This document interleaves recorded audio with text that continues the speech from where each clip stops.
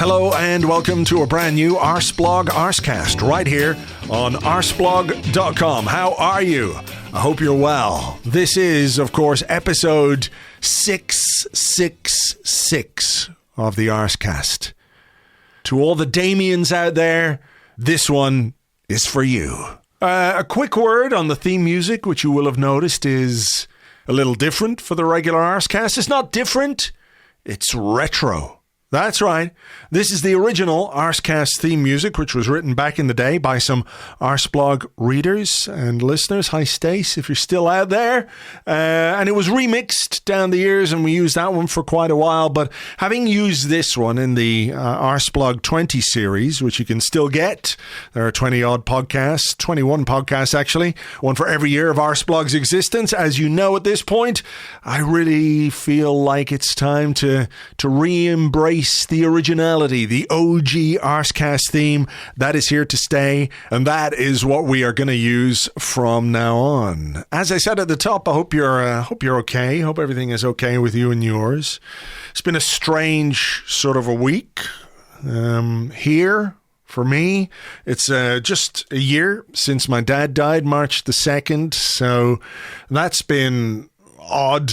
It's like, how has a year gone by? How has this time flown so quickly? And I don't have an explanation for it other than time is a weird thing, and I think it gets weirder as you get older. So that's been a bit of an odd thing. And then, of course, the state of the world, which is horrible and weird and scary and all the rest of it. It's hard to get focused, isn't it? It's hard to think about other things as being really genuinely actually important, but they're important to us, and they're important to our lives. I'm talking football, I'm talking Arsenal, I'm talking that kind of stuff, where you could very easily say, well, in the grand scheme of things, this is not really the most important thing in the world. And obviously that is right. There are far more important things, but at the same time, we need this. We need to be able to switch off, to look forward to something, to anticipate something, to be excited about something. And that is just a sort of weird thing that I've been wrestling with this week. When you look at the news and you hear the news, and then you think, what striker are we going to get? You're like, oh, come on, man. Come on. But I do think it's possible to recognize the importance of other things and still be able to invest in things which maybe don't add up to a hill of beans in this crazy world that we're living in. All we can do is do our best for one another, and that, I think, is more important than ever right now. If there's a way that you think you can help, offer some assistance, whatever it might be, financial, otherwise, it feels like this is the right time for all of us to do as much as we can to help people who are experiencing the kind of thing that we hope we will never, ever have to experience. And I know everybody's ability to do that is different in every way, but I think we need to remember that too. We can do that, and we can also live our own lives with our ups and downs and various foibles and challenges, in as much as they are significant to us. You know what I mean? I think I know what I'm saying here. I don't quite know. It's just fucking fucked up. All of it is quite fucked up, and I don't like it, and I wish it would stop, but it doesn't look like that is going to happen anytime soon, unfortunately. So look, there you go. I just sometimes have to say these things out loud for my own benefit as much as anything else. But football is back this weekend. We're hopeful that Arsenal can take our minds off things for just a little bit and do what we need to do on the pitch against Watford. And after that, we can have all the chats and discussions about all that. A bit later, I'll be talking to Lewis Ambrose, a little quick tactical chat about a piece that he wrote on Arseblog this week about our left-hand side. We'll talk to Lewis about that. But first, this week Arsenal announced record losses and ticket price increases. With me to discuss that and more from the Arsenal Supporters Trust, it's Tim Payton. Hi, Tim. How are you? I'm very well. Nice to be on. Okay, let's start with the financial results. And we don't need to get into the nitty-gritty, because on the website, the arsenaltrust.org website, there's analysis there, a big long analysis from Simon Hill. And I know that you did a podcast as well with Nigel Phillips. So people can head over to the Arsenal Supporters Trust website and get the details, the nuts and bolts of it all. But Arsenal making a loss in the period up to the end of May 2021 is not a surprise, given that everything that was going on in the world. What's your main takeaway from the figures that came out? Not a surprise at all. There were hardly any tickets sold. There was a big fall in income. The most interesting things to take out is how stubborn that wage bill was remaining, and the issues of getting that in balance, but also the transition from Arsenal's significant debt being owed to the bondholders. These were the people that lent the £260 million at the time of the building of the stadium. That debt has been removed, or rather replaced, or I think the financial people would say, I have to say, refinanced, and is now due to KSE. Now, they have been, as you might not be surprised here, as enigmatic and silent as they could possibly be within their legal duty to report. So we don't know the rate of interest that is being paid on that loan. We do know that there is one. Simon Hill, who is an expert at reading the various figures, thinks it's probably at about 3% that we're repaying for about £200 million. And that £200 million has been lent with a call-in notice of 2 years. That means they have to give 2 years' notice to call it in, not that it will be called in 2 years. Now, I should say this is very standard and normal procedure, and I'm the first to raise a red flag. I think this is what you would expect to happen. But my final point before I stop talking is, it does a little bit, just bounce my blood pressure up a tiny bit when I read people saying that they're investing in the club. I think we should remember that what they are doing is borrowing money, which they then lend to Arsenal, which Arsenal are legally due to repay. It's how most of them operate, but we must remember that this isn't money that's been given to Arsenal. Sure. What they're doing is facilitating the financial well-being of the club within the kind of the way it operates normally. It's not a gift. They're not benefactors. I know that when we did the club, when I say we, the club borrowed the money for the stadium, those bonds were at particularly high rates, weren't they? So refinancing that debt and lowering those interest rates seems like good sense. It does, although in doing that, they paid about £50 million in a mixture of fees and swap notes to break those loans, because in effect you had to compensate those bondholders for the interest that they weren't getting. And that £50 million, of course, has all been added either to Arsenal's debt or was taken out of Arsenal's cash flow. But I would say that the refinancing was the right thing to do. It also gave them a bit more flexibility on cash flow. You might remember for years the interminable debate about why Arsenal was sitting on so much cash. Yeah. Some of it was, I think, because Arsene Wenger liked to sit on cash, and some of it was because there were requirements to the bondholders that you had to keep a certain amount of cash in the club. In effect, it was like the underwrite to them. And Arsenal ran out of cash basically during COVID, or came very close to doing it. So this refinancing was partly about addressing the challenges of COVID. So what is the overall debt picture that the club has at this moment in time? How much debt is owing? Where exactly is that owed? Is it all now to KSE or based on their borrowings? Well, we're sort of halfway through the story, because this picture doesn't include last summer's transfer window, where, again, to be fair to the club, a lot of money was invested. And again, I go back to Simon Hill, who really understands these things. He thinks it's likely that about another 100 million was borrowed after these accounts to fund last summer. So overall, we think that there is probably about £500 million of debt on the club now. About 300 million of that will be money owed to KSE, and the rest will be ongoing debt that's owned for players. Because, of course, as you know, you don't pay it all up front. You've got these ongoing liabilities to pay for players that they'll come in. So probably a mixture of COVID and the investing in the squad that's taken place has seen Arsenal's debt go up by about 150 to 200 million. So one of the things, and I'm not claiming to be any kind of an expert in NFL or anything like that, is when the LA Rams won the Super Bowl, a lot of people were talking about how they kind of went all in this season and traded a lot of draft picks. And again, this isn't my area of expertise, but they kind of went for it. In the absence of Arsenal selling players who can generate income, which can then be reinvested in other players. When we look ahead to the summer, and there are players who are going to go for free, probably like Lacazette, like Nketiah, like Mohamed El Neni, there's somebody else as well, I can't quite remember. There isn't anybody in the squad that's a standout, like, well, we can cash in on him, we can make a load of money, that we would like to sell. Let me put it like that. There's probably a couple of players in this squad who would fetch some good money if they were available on the market, but we don't want to see that because we're growing a team.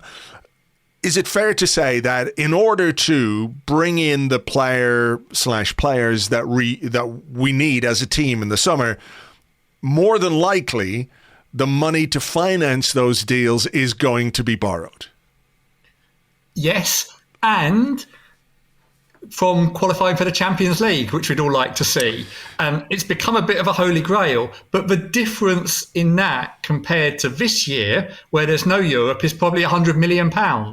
Now, there will be some extra costs qualifying for the Champions League. The players all have bonuses, and I've got no problem with that, pay for success, and there'll be more matches. But I think the transformational thing for the budget this summer, Andrew, would be qualifying for the Champions League. Well, that makes it even more interesting and exciting and necessary. I mean, certainly being back in Europe in some fashion. Your point about Arsenal borrowing more, then they could do that. But again, I'm not the financial expert, but I think there comes a point where if you borrow too much, you start being charged more and more for the borrowing that's taken place. Now, whether or not KSE would charge that, but what are they saying to Deutsche Bank? We believe it's Deutsche Bank, who they are borrowing the money for Arsenal. As you start to get to 500, 600, 700 million in debt, lenders start to get a bit more worried about whether something might go wrong, and they see it again. And some fans will go, borrow, spend. Now, we're not going to end up like Leeds and Ridsdale, but you know my point. You've got to live within some sensible financial limits as a football club. Yeah, well, that is very true. And look, I don't think, whatever else you might say about KSE, that they are... they're going to borrow money to the point where it becomes impossible for them to service those loans or anything like that. That's not who they are. Yeah. Let's talk tickets and ticket price rises, and they've gone up for the first time in 7 years. I know that you guys have had some thoughts and some consultations and feedback and discussions with the club about these things and other supporters groups as well. How do I say that? I mean, you're opposed to a season ticket price rise, I think, on behalf of fans who are already stretched. Inflation is high. There are rising costs of living and all of that kind of stuff. So how would you counter the other argument, playing devil's advocate, that like it has been 7 years since a price rise? The price rise on average is about, I think, £50. Was that the average figure? Season ticket holder will pay about £50. And I know that, like, if you're in club level, for example, that's significantly higher. But how would you counter that argument that, well, look, it has been 7 years, inflation is rising, the club is spending a lot, there is a lot of debt, we do have to raise revenues in all the ways that we can, and unfortunately one of those ways is by asking fans to put their hands in their pockets? When this was put to us, and it was put to me in an Arsenal advisory board meeting, immediately challenged the figures that Vinay was given, because he just put forward the ticket income and costs. And I said, I think that's not the full picture.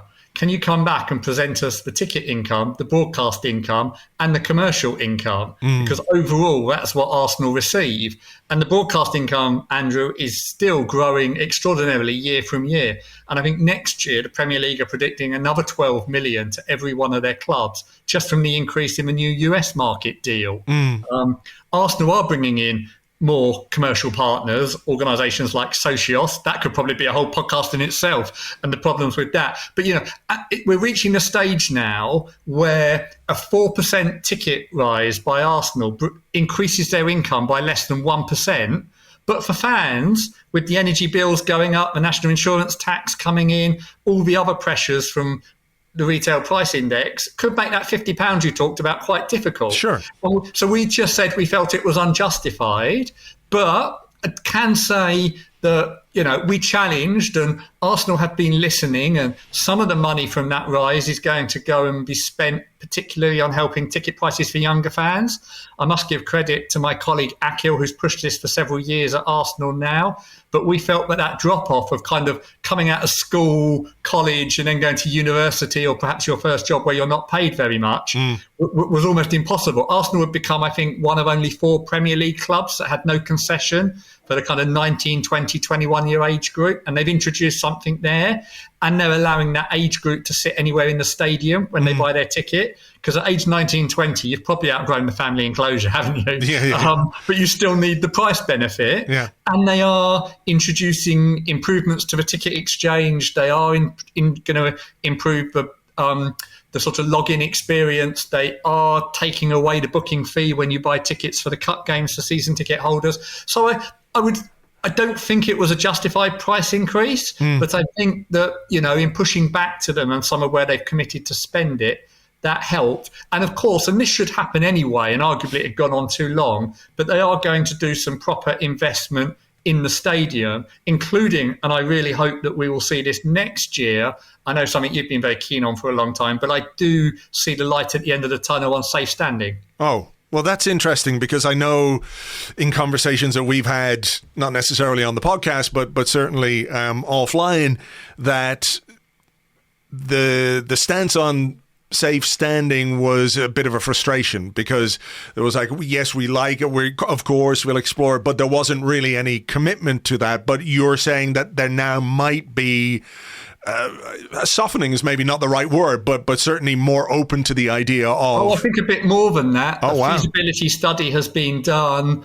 A company has been found that could do the work. There are a couple of different options. One is you just do it for the whole lower tier, because it just is sort of easier to do it all at once and everybody's sightlines and issues are the same. Or do you start in the areas where people stand? But I think this has become as much of a genuine issue that they are about to send a survey to all season ticket holders to find out what they would think, what they would be interested in, how it might be done. So I'm not saying for definite it would happen, but it feels like, and I must give credit to Vinay on this, I think ever since he arrived, he's recognised it as one of the big asks by the supporter groups. And it's very frustrating, isn't it, to watch Arsenal, who you like to think can be a pioneer club, can be at the forefront, and we're having to watch it at Anfield and Chelsea and Spurs and other clubs, and we weren't in that first wave. But yeah, I am cautiously optimistic that when you come over in the 23-24 season, you will be legally standing in the Emirates. Okay, that would be fun. That would be fun, I have to say. I mean, just on that, if you're talking about the whole of the lower tier, I know something that people have mentioned before is the placement of the away fans. Is that an area that's up for discussion at all? Because I know that like there's been a suggestion that you could move them to the upper tiers, as happens at many grounds. Away fans are in the upper tiers, but is that a safety consideration or? It's a safety consideration. I would also be very against it, because I think it's a pricing consideration that is unfair. Although, of course, with the fixed price that you pay at the away games now, it wouldn't come in. It would arguably hurt Arsenal. But there's also, and I do defend this because I think we have to think of ourselves in the round. There's a Premier League rule now that if it's possible, the fans must be located as close to the pitch as possible. Only one club doesn't comply, and that's Newcastle. And Mike Ashley went to court to try and show why he couldn't comply because of access. But what's also very interesting in your question there is the Sports Ground Safety Authority, who licensed this new safe standing approach. They say they will only allow it if you introduce it for the away fans as well. Okay. And I think that's partly because they know that away fans stand anyway. And so you create kind of like equality between what's happening to everybody.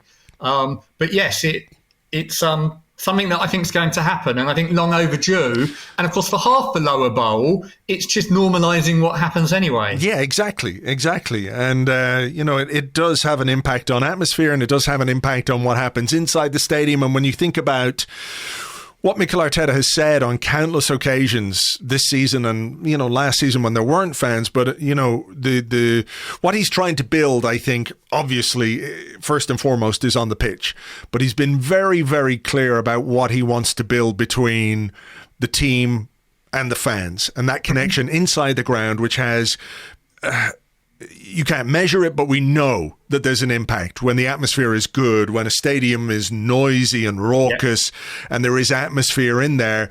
And does that then also tie in with some of the improvements that they're looking to make inside the ground, the roof, the screens, the wraps outside, the whole, for want of a better way of expressing it, the stadium experience? I think it absolutely does. And this is one of the reasons why I challenged and said, look, the 4% ticket price, don't do it. Don't risk undoing what I think has been a bit of a rebuild between Arsenal fans and the team this year, following the Super League and following huge frustrations of recent years. Now, if we carry on winning and come fourth, I think most people will see this as a minor grumble and carry on. Yeah. Ironically, we least need the 4% price increase if we come fourth, but you know what I mean in the round. But absolutely, and I must pay credit, particularly there's a new employee, or at least someone in a new role, Tom McCann at Arsenal, who's now running venue and stadium, who has been really open to all of this and actually has picked up on another thing which I've been banging on about, some would say whinging for many years, which is the empty seats. And starting from next year, if you leave your seat empty too many times, you will lose it. And I think that's absolutely fantastic, because you were talking there about a full stadium, about getting people in who want to be there, who can support the team. Having 5,000 empty seats doesn't help create the atmosphere, does it? It's not good for the game. And so, easier ticket transfer so you can get your friends in, more, cheaper beers when you get in, screens you can see, all of this little things, but they all add to that feeling that we're in a club together. Sure. And you talked about maybe changes or improvements made to the ticket exchange and the way that fans can, if you can't go, and there are obviously many good reasons why people can't attend games, and even for a period of a season there might be a good reason why somebody can't use their ticket, but there are, I don't know if it's complicated, but I do feel like sometimes you see people talk about the ticket exchange and go, well, you can only do this after this is in place or this has been announced or whatever it is. So what sort of improvements are you talking about there? And look, I'll let you finish.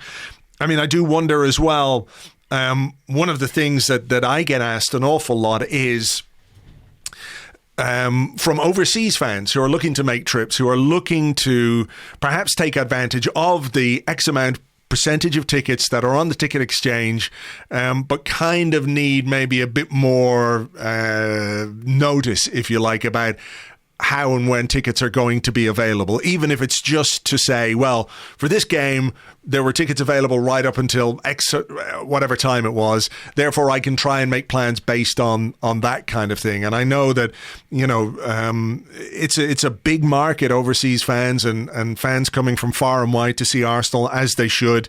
Is that a talking point at all as well? Well, if you make more tickets available, they've got more chance of getting their hands on them and getting into the stadium. It drives me mad when I walk past the box office, an hour before the game, and I see people, they might be more at the tourist end of fans, but asking for tickets, trying to get in to watch the team, told that it's sold out. And I know full well I'm going into a stadium with 5,000 empty seats. And how do we sort out that mismatch? You're right, it needs better communication. It needs an app, doesn't it? In this day and age, you shouldn't need to sit down at your desktop to transfer your ticket. You should be able to do it on the day from your phone. All of these things are coming, not necessarily for next season, but the season after. You might also know that when you transfer a ticket, it can be a bit convoluted and you can only transfer it to someone who's a member inside your system. They're going to make it much easier for someone to sign up to a membership so you can, on the day, so you can just transfer a ticket to them. The ticket exchange will be even more friendly to use. So I think lots of change coming, but all with the simple objective of getting more tickets used, and that means making it easier for people that can't go, not to think, oh, it's just too much hassle. I'll just leave it sitting in the system and, they're writing off their 45 quid or whatever it might be. But what they're really doing is depriving someone of a chance to watch Arsenal. Yeah, and hopefully it's an Arsenal that more and more people want to watch. You know, we know why there are empty seats at times as a consequence of, you know, things not going particularly well on the pitch or the attractiveness of a game or what have you. But certainly, you know, some of the initiatives that the club have put in place regarding tickets, like cheap tickets, concession tickets for Carabao Cup games to get new fans in and all of that kind of stuff are great. And the more things like that, the better. Just before we move off this, I know that the Arsenal Advisory Board was set up. It works, I'm not sure whether it's quite in tandem with the Fans Forum, but I know that, you know, in your role in the Arsenal Supporters Trust, and I know that other supporters groups as well, you know, the bigger and greater the lines of communication are with the club, the more things get done. So what is your early feedback on the Arsenal Advisory Board, on the meetings that have taken place or the ones that are planned, and its effectiveness as a group, if you like? I think I would say the jury's out, or it's a work in progress. Mm-hmm. Where I have felt over the last 2 years, and again, I go back to Vinay arriving, there's been a real improvement, has been at the operational level. So talk to the ticketing team, talk to the commercial team about individual issues, put forward your point of view, and often things happen. The Arsenal Advisory Board is the meeting that Tim Lewis as a board member and Josh Kroenke are meant to come to. Yeah. It should be much more strategic, if you like, about the corporate governance. So if I give an example, it should be about the club's approach to bringing in a new commercial partner, what due diligence it does, what fits with Arsenal's values, how it works. I'd expect the Fans Forum to be more about, you know, a complaint about how that's operating. Sure. Or we didn't like this product that's given. And at the moment, we're still getting fobbed off too much at the advisory board. We can't talk about the European Super League because, that would break our legal agreement. Or we're not telling you what we think about the reform of European competitions. That's for us. Or, well, all you need to know about the finances are in the report and accounts that are published. I don't think the advisory board is meeting the spirit of what the Tracy Crouch review into football reform expected, which was to have an advisory board. But they are turning up. They are there to even if hear the grumbles. And I think it should give it, a year to 18 months before having an absolute final view. If I give you one other example, and I mean, this is a learning experience for the club. They brought the ticket price increase to the advisory board, but said, you're not allowed to talk about it to anyone. And I said, well, we're not allowed to talk about it to anyone. Are you consulting then? No. It's not really very advisory or consultative or engagement focused to bring something to us. Either bring it to us and ask for feedback and consult, or let it be shared. And we pushed quite hard on this. And to be fair to them, they let us have another meeting and perhaps we got a few things out of it.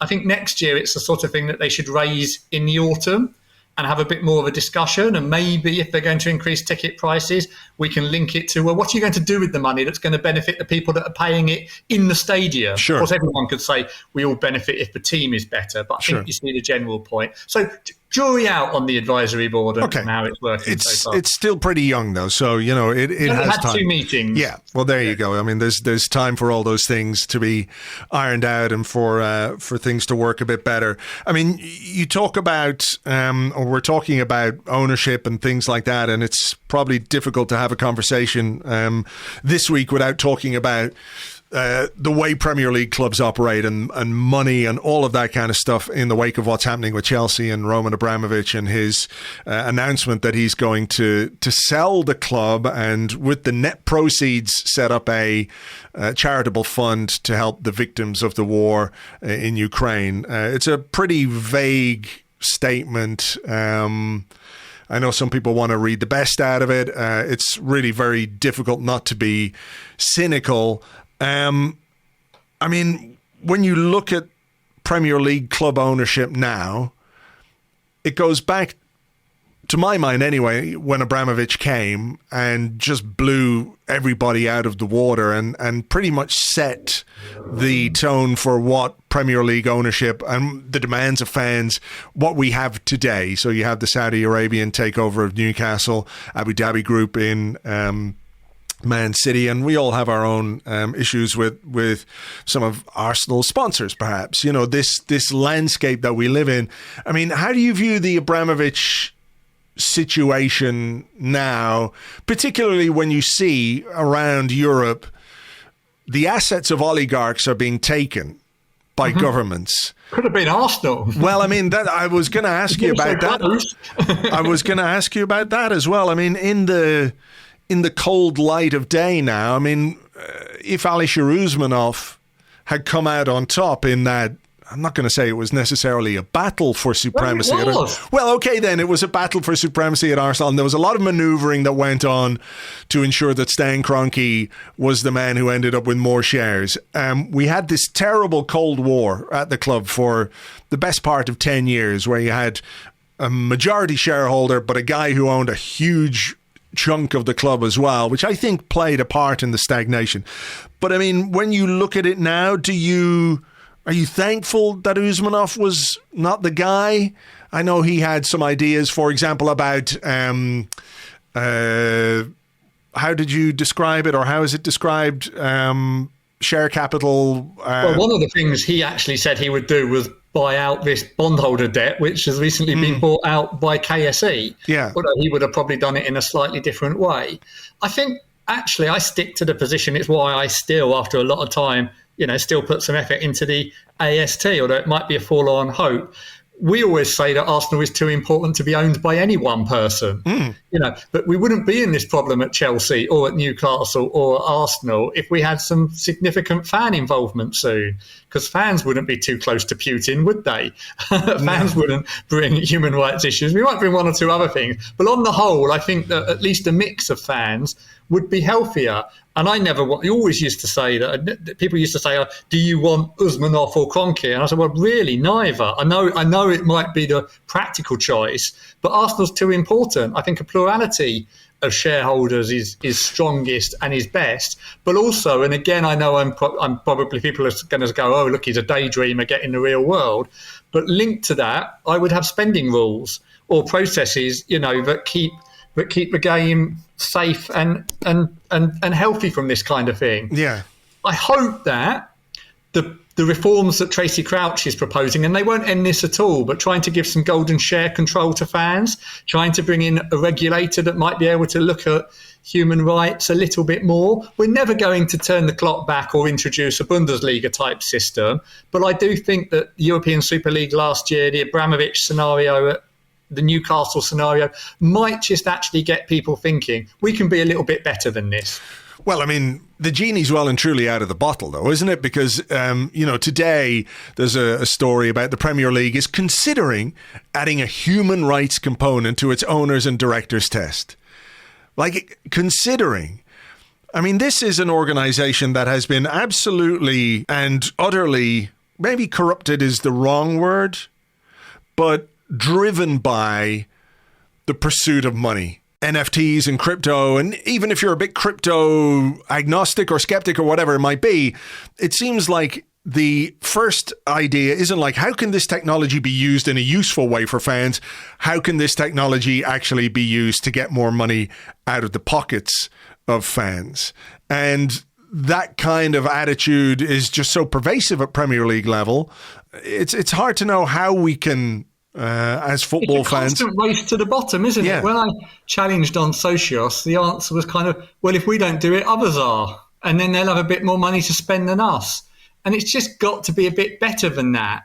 And again, I wonder whether that's a bit more central regulation. It's always, well, we've got to do this terrible thing because we've got to have a bit more money than they have to keep the whole thing going. Yeah. And I just wonder if these terrible circumstances we're seeing in the world at the moment, but where people are having to rethink, do you have a broadcast deal with Russia? What do we do about, our position in the economy?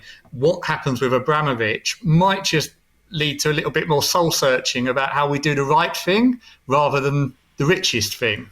Well, I would hope so. I don't hold out a great deal of hope for that because not just in Premier League terms, but those financial demands or what have you tend to drive all the decision making, and we can come up with countless examples of how the right thing isn't necessarily the financially beneficial thing, and clubs and businesses and organizations are nearly always going to go for the financially beneficial thing. So we'll wait and see.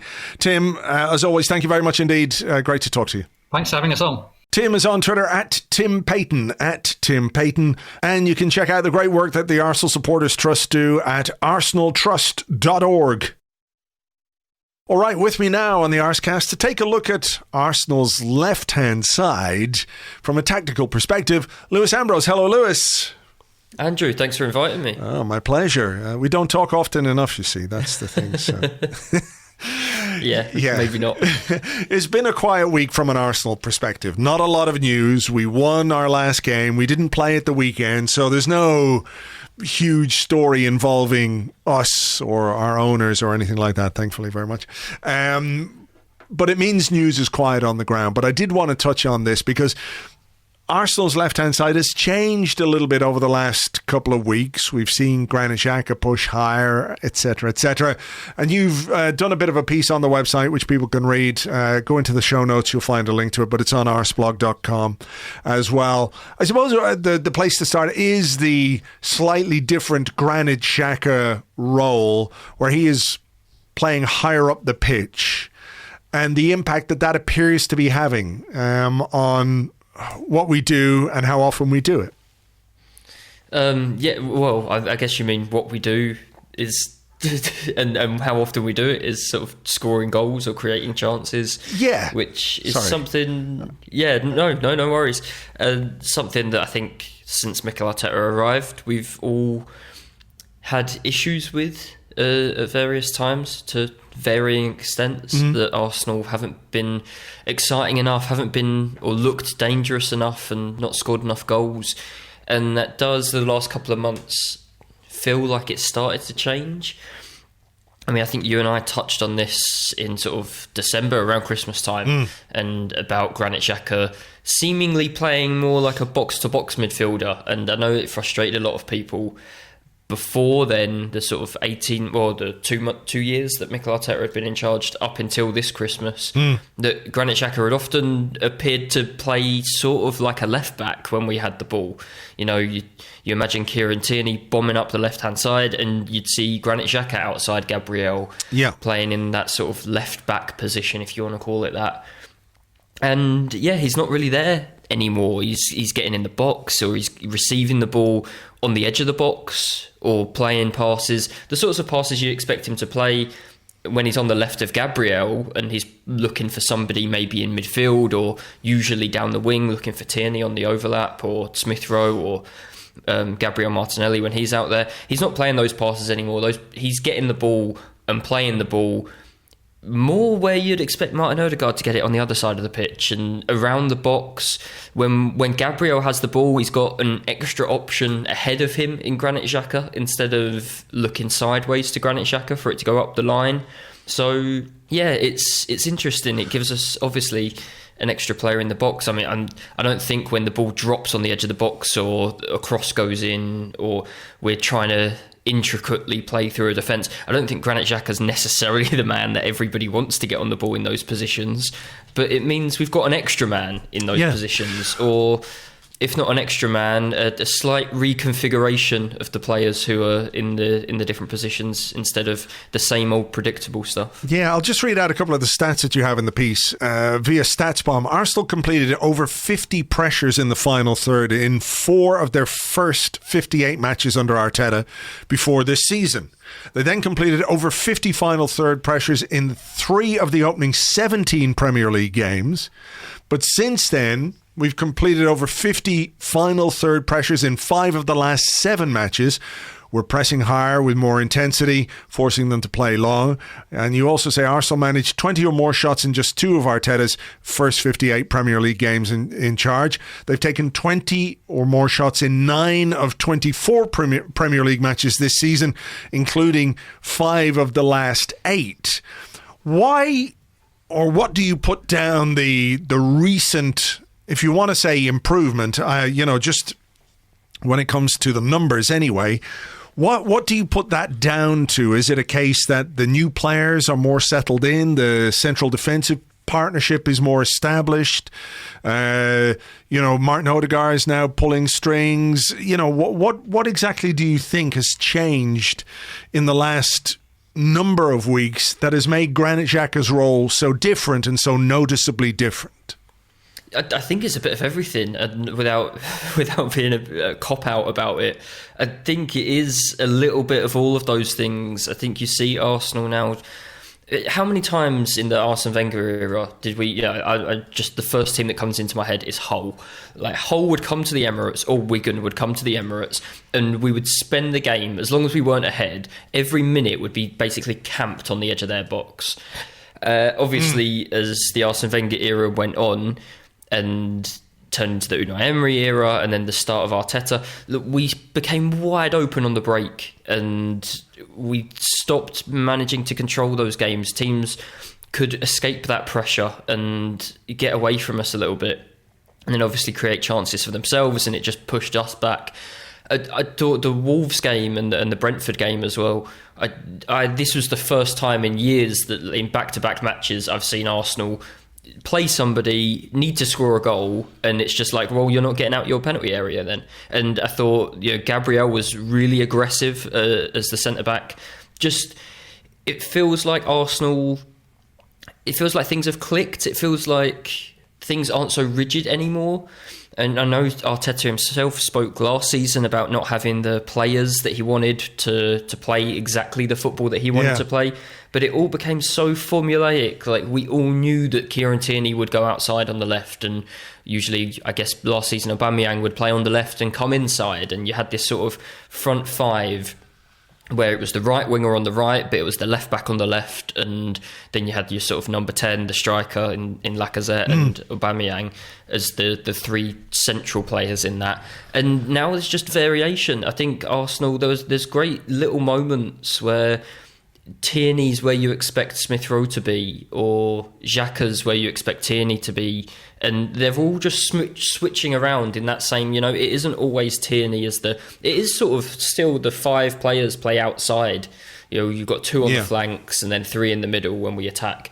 But sometimes it's Smith Rowe on the left, and sometimes it's Tierney, and sometimes it's Xhaka.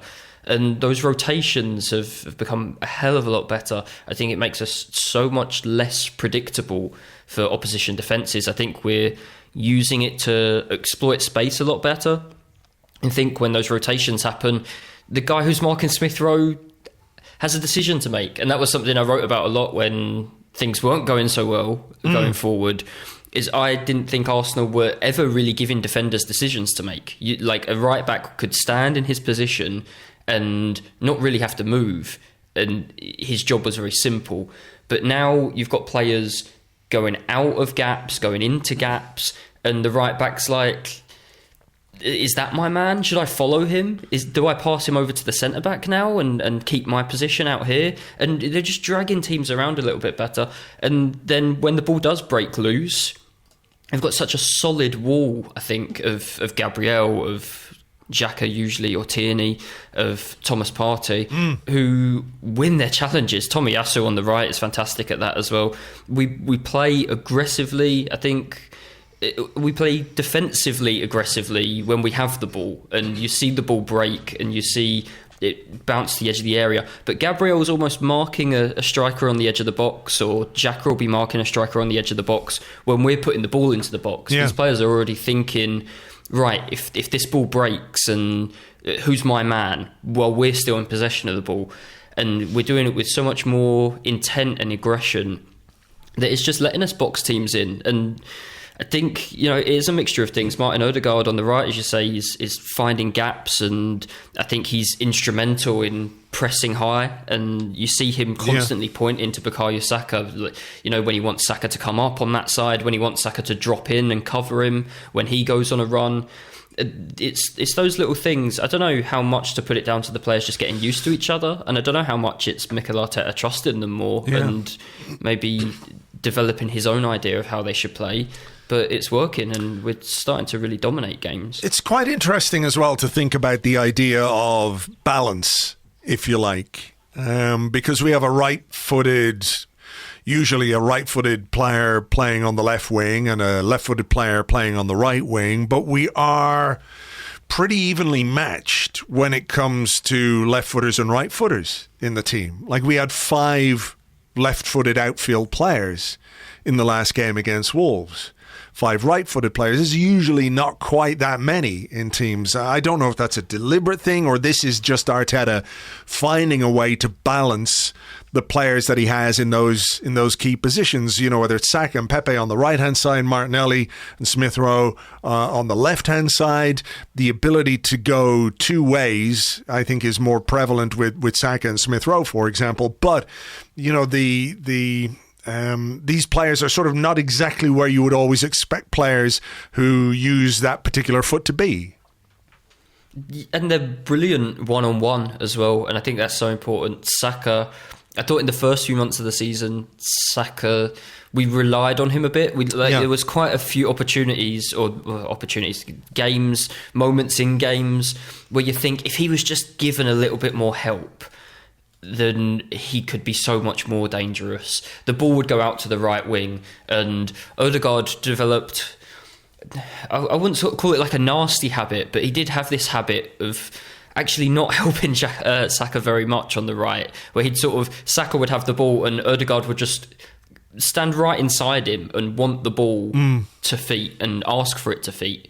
And I think these last few games you've seen Odegaard making runs that take players away from Saka. So it's not so easy to have Saka out there on the right, isolated against 2 or 3 defenders. Now, obviously, Cedric's played in these last few games at right back. He's making runs on the outside that Tomiyasu doesn't usually make. Or Odegaard's making a run around Saka. He's making like an extra effort, not just to stand 10 yards inside and sort of point to his feet, but he's making a real effort to get around Saka. And he knows that opens a space up. You know, if Odegaard's leaving the middle of the pitch, there's probably going to be a defender coming with him, and that probably means there's going to be a gap in the middle of the pitch for Saka to go into. And I think Saka can play and take 2 or 3 men on at once. I think some of his best performances this season, he was left quite isolated like that. You saw against Norwich and against West Ham. A lot of our danger in the first half came from him beating 1 or 2, but then a third man is too much, or sometimes the second man is too much. When he only has 1 man to beat, and you saw it with the goal against Norwich, Odegaard was there and then went outside him and just took a defender away, and it just opened a yard of space for Saka to come inside on that left foot. And Smith Rowe's the same, you know, he's brilliant at beating a man, and one-on-one, I'd back both of them pretty much every time. But as soon as you put a second or a third defender near them, and that's where the movement from everybody else is so important, to make sure those players are one-on-one and not 1-on-3 when we get them in dangerous positions. What about Xhaka's role, just coming back to that, and him being higher up the pitch, and we're asking him to do certain things, as you say, that rotation of position in that left-hand side, you know, getting forward, getting towards the edge of the box. He can go forward while Tierney sits. He'll sit if Tierney goes forward, that kind of thing. But what about the idea that Granit Xhaka, who isn't chasing back towards his own goal, Granit Xhaka, who isn't asked to make a split-second decision on the turn, is a lower risk Granit Xhaka, if that's the right way to put it? A better protected Granit Xhaka? Yeah, maybe so, yeah. I think he's been important in us controlling these games. And when I talk about being aggressive, I think Gabriel is like a really obvious one, because when the ball goes long, you can see him dominating strikers. But I think Granit Xhaka's the same. Like, the ball drops on the edge of the box and he's there with a sort of, I don't know, like he doesn't have to look behind him and wonder, can I go for this? I think Xhaka is probably our most, in a good way, our most aggressive player, and probably the player that, if the ball's dropping on the edge of the box and it's a 50-50, out of all of our midfielders, he's probably the one you want going into it, if he's got to sort of like throw his body in and physically beat the opponent. I think Thomas Partey's obviously really great defensively, but not in the same kind of way. He'll kind of nick the ball away from you. Xhaka's the one that you want to... The ball comes out in those sort of positions, and you want him right up against the opposition player, you know, winning the ball or forcing them into playing it long or kicking it out for a throw or whatever, or playing it backwards even into their own box or towards their own corner flag. I think he's better protected, definitely. There was that great clip, which I'm sure most people saw, of Ben White playing a really horrible pass against Wolves and then just kicking Raul Jimenez as he tried to break away from him. And if that was Granit Xhaka. Well, yeah, very, very much so.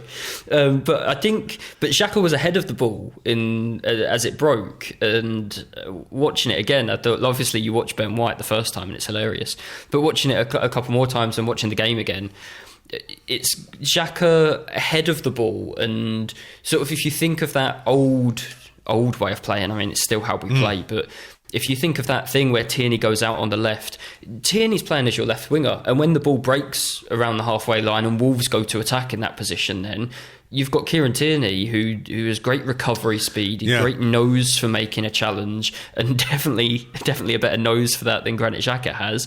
You've got him sort of 20 yards away from the play. If you swap them, and if you have Xhaka further forward, not swap them directly, because Xhaka's obviously playing inside, but if you have Tierney as that last defender, that one playing on the left of Gabriel when we're in that position, then you've got probably your best sweeping, covering type defender is there in that position to do that. So I think that's a role or a position that could leave Xhaka exposed in a way that it doesn't leave Tierney exposed. And it helps us defensively. Obviously, it's stuff we're doing on the ball, and people see it as stuff that you're doing in possession. But it's stuff that we're doing that has a defensive purpose as well, I think. And having Tierney in that position closer to our goal, if you like, instead of out on the touchline on the flank, 20 yards, 30 yards from the striker or the winger when we lose possession, is obviously going to make us more solid as a team. And when Xhaka's inside and it means Smith Rowe or Martinelli go outside, then it means like Saka on the right, when you're getting those one-on-one positions and those positions where the game isn't so crowded, then you've got your players that you back to win the one-on-one more often than not up against the fullback one-on-one, instead of having, with no disrespect, but instead of having Kieran Tierney there, who I think is pretty good in those situations as well, but is also a little bit predictable. And even when he beats his man, you'd much rather have Smith Rowe or Martinelli delivering that final ball than having Tierney on it. It's interesting to place in the context of some comments that Mikel Arteta made in December 2020 when he talked about his desire to play a particular formation. He said, we want to move to a 4-3-3, but for that you need a lot of specificity in every position. But now in 5 or 6 positions, we don't have it. Maybe it's something you can move towards where even if you don't have it in those 5 or 6 positions, you feel like you've got it in 3 or 4.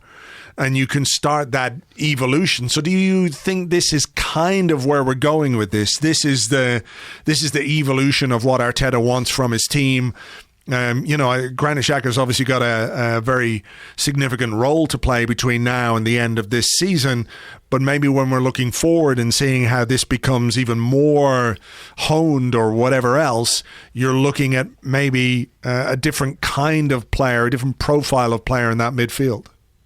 Yeah, I think the sort of the signings that we've made are quite instructive, and Tomiyasu is the one that sticks out. It's really obvious that Arsenal and Mikel Arteta in particular had a really clear idea of what they wanted in a right back, and it wasn't a get up and down sort of right back. It was a right back who could tuck in, who could be maybe an extra centre back, maybe tuck in and be calm enough on the ball to play in midfield under pressure as well. But also, I think more than we've seen so far, also a right back that will get outside Bukayo Saka and help at that end of the pitch. I'd probably call it like a pendulum, the back four. I don't think Mikel Arteta wants Kieran Tierney to bomb up and down the left and Tomiyasu to play as that sort of third centre back all the time. I think it depends on where the ball is, where the opposition are, where their teammates are. I think he wants that to look like a pendulum, and Tierney goes and Tomiyasu stays, or Tomiyasu goes and Tierney stays, and the central midfielders or the wingers on those sides sort of act accordingly, and it all just sort of fits in sync. So I think we're getting closer to it. I think Thomas Partey probably last season wasn't ready to anchor the midfield alone like he is doing at the moment. I think the players generally didn't. I think they knew what Mikel Arteta wanted from them, but I think it was all very specific, and now maybe those shackles are being loosened a bit, so they know what he wants from them, but they can interpret it a little bit more themselves on the pitch. And to be honest, I think the crowd being back has maybe forced his hand in a way that it's obvious he wants to be in control of everything all the time.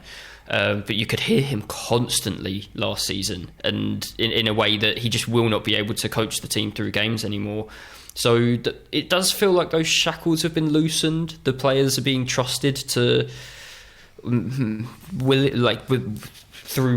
Mikel Arteta having a choice or not, he's now in a position where those players have to be trusted and are being trusted more to figure out the situations themselves, when to go, when to stay.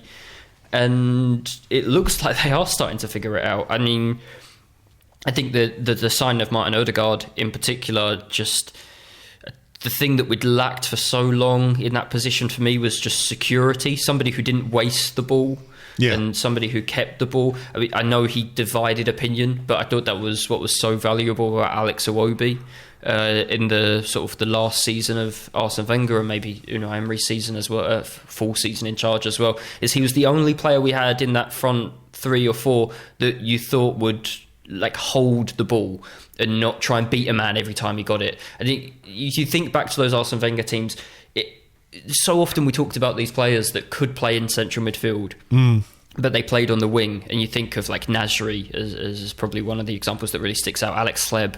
And they were midfielders. They were guys that wanted the ball all the time, but they played in a position where you didn't have the ball all the time. But then when they got it, they still protected it. They still cared about us not losing possession and gave us the opportunity to keep probing with attacks.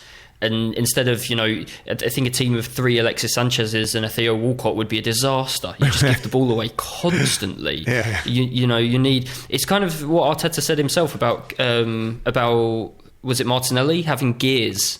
Yes, I think that's right, yeah. The whole team has had to learn how to have gears, and Martin Odegaard is the guy who can go through the gears like nobody else and go back down the gears like nobody else, I think, that we have anyway. So the players, I think, are being trusted now, and that specificity of players in different positions, I think more than anything at left back and right back especially, it means being able to do 3 or 4 different things and not being able to do one specific thing, and we're finally starting to see it. All right, well look, long may it continue, and hopefully we'll get to see it this weekend when we face Watford. We of course will preview that game for our Patreon members on Patreon tomorrow. For now though, Lewis, thank you very much. Thank you, Andrew. You can find Lewis on Twitter. He is at LG Ambrose, and you will find him every week previewing the Premier League games with me over on Patreon, patreon.com/Arseblog. We do a preview podcast for every Premier League game and the big cup games. Hopefully next season we'll be doing preview podcasts for Champions League games. Wouldn't that be nice? Keep fingers crossed for that. Patreon.com/Arseblog. Right, I'm going to leave it there for this particular episode. As always, thank you so much for being here. Thank you for listening. Stay safe, stay well, stay healthy, look after each other, and you can join James and I on Monday with an Arsecast Extra. We'll be looking back on whatever happens against Watford. So until then, take it easy, folks. Cheers. Bye-bye.